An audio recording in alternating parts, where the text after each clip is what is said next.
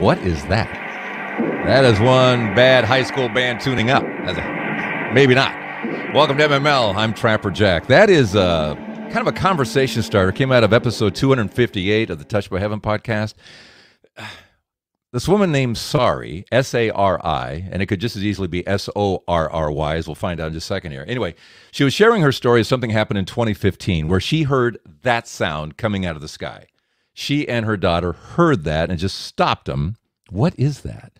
And she became just kind of crazed by that sound and wanting to find it. What was that? What is that? Is anyone else talking about it? Goes on the internet. She's on Facebook. She's on YouTube searching for that particular sound. And she finally, after a while, finds it. It's on a YouTube video. It's called something like Sounds of the Apocalypse. Sidebar. Apocalypse, saying it's a name also given to the book of Revelation, chapter 14, verse 1, where it talks about sounds coming out of the sky that sound like thunder and oceans and harpists and all that.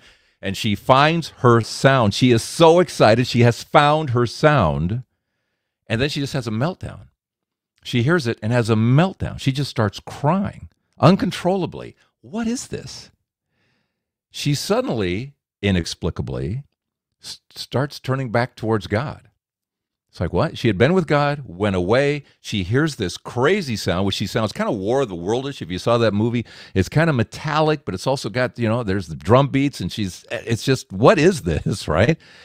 And she turns back towards God. Something in that sound has hit a chord, Something in that music, whatever you want to call it, in the oceans and the thunder and the harpist, has hit a chord in her from the heavens that turns her around.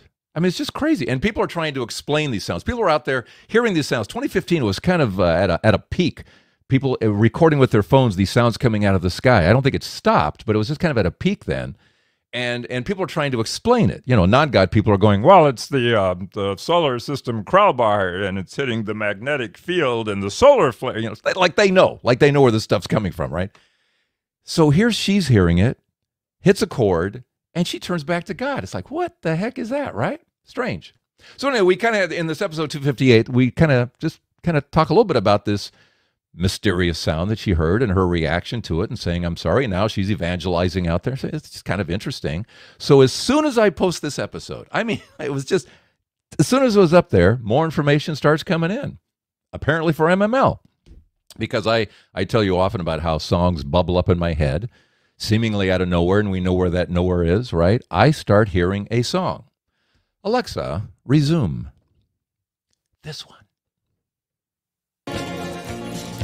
Ghost Riders in the Sky. Okay, Ghost Riders in the Sky, Johnny Cash. That's the best version. It has all the lyrics. So you have Ghost Riders in the Sky. You have strange sounds coming out of the sky, and there's a connection here when you look at the lyrics of the song and listen to the lyrics. Okay, so in the song, we have a cowboy riding along down here on Earth, but he hears and sees something going on up there in the sky. Ghost Riders in the Sky. He sees and hears this stampeding herd, a herd called the Devil's Herd. And all these cowboys are forever chasing, but never catching this Devil's Herd. They're in cowboy hell. For all intents and purposes, they are in cowboy hell.